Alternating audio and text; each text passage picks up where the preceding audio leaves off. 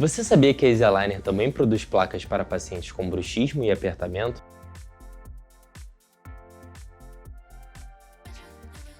A placa estabilizadora, como chamamos a placa para bruxismo ou meio relaxante, é um dispositivo que protege a ATM e os músculos da mastigação. Ela é feita a partir de uma placa de acetato rígida, onde fazemos a customização de todos os pontos de contato com resina pressurizada e ajuste no articulador semiajustável, sendo necessários apenas ajustes em boca para compensar a diferença de máxima intercuspidação e relação cêntrica. Recomendamos o uso da placa sempre para dormir, porém não existe impedimento para usar a placa em outra hora do dia.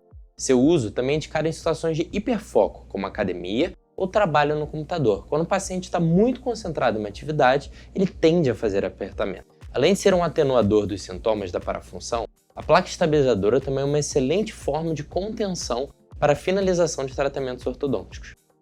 Enviamos a placa estabilizadora junto com uma escova especial para facilitar sua higienização.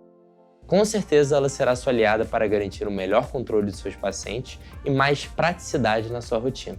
Acesse sempre nosso site e redes sociais para ver as novidades.